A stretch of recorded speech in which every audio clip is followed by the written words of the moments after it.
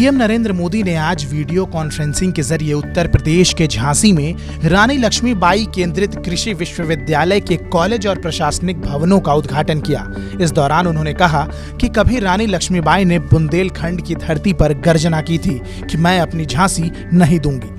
आज एक नई गर्जना की आवश्यकता है। मेरी झांसी, मेरा बुंदेलखंड आत्मनिर्भर भारत अभियान को सफल बनाने के लिए पूरी ताकत लगा देगा, एक नया अध्याय लिखेगा। इसमें बहुत बड़ी भूमिका कृषि की है। साथ ही पीएम नरेंद्र मोदी ने यह भी कहा कि जब हम कृषि में आत्मनिर्भरता की बात करते हैं तो ये सिर्फ खाद्यान्न तक ही सीमित नहीं है, ये गांव की पूरी अर्थव्यवस्था की आत्मनिर्भरता की बात है। ये देश में खेती से पैदा होने वाले उत्पादों में वैल्यू एडिशन करके देश और दुनिया के बाजारों में पहुंचाने का एक मिशन है।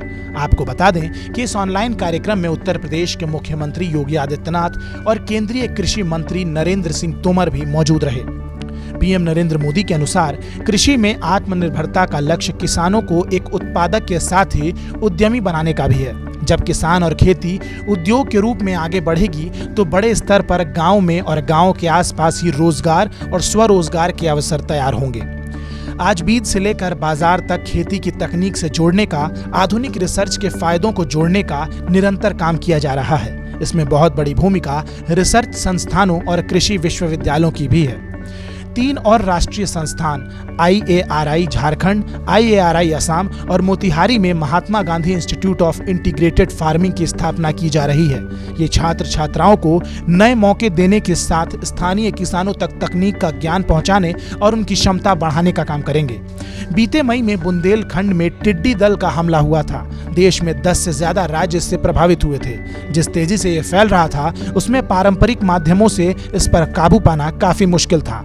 इतने बड़े हमले को भारत ने वैज्ञानिक तरीके से संभाला है। इस काम को पीएम मोदी ने एक बहुत बड़ा काम कहा है। पीएम मोदी ने कार्यक्रम के दौरान यह भी कहा कि ड्रोन टेक्नोलॉजी, आर्टिफिशियल इंटेलिजेंस की टेक्नोलॉजी, आधुनिक कृषि उपकरण, इन सब को कृषि में अधिक से अधिक उपयोग में लाने के लिए आप जैसे युवा रिसर्चर्स को, युवा वैज्ञानिकों को निरंतरता के साथ काम करना होगा। साथ ही उन्होंने ये भी कहा कि कोरोना के खिलाफ बुंदेलखंड में लोग भी डटे हुए हैं। सरकार ने भी प्रयास किया है कि लोगों को कम से कम दिक्कत हो, गरीब का चूल्हा जलता रहे। इसके लिए यूपी के करोड़ों गरीबों और ग्रामीण परिवारों को देश के अन्य भागों की तरह मुफ्त राशन दिया जा रहा है। पीएम मोदी के अनुसार गरीब कल्याण रोजगार अभियान के तहत यूपी में 700 करोड़ से अधिक का खर्च अब तक किया जा चुका है, जिसके तहत लाखों कामगारों को रोजगार उपलब्ध हो रहा है। इस अभियान के तहत यहां बुंदेलखंड में सैकड़ों तालाबों को ठीक करने और नए तालाब बनाने का काम किया गया है। एक तरह से बुंदेलखंड में जय जवान, जय किसान और जय विज्ञान का मंत्र चारों दिशाओं में गूंजेगा। केंद्र सरकार और उत्तर प्रदेश की सरकार बुंदेलखंड की पुरातन पहचान को, इस धरती के गौरव को समृद्धि करने के लिए प्रतिबद्ध है। खैर, इस मुद्दे को लेकर आपकी क्या राय है, ये हमें कमेंट सेक्शन में जरूर बताइएगा।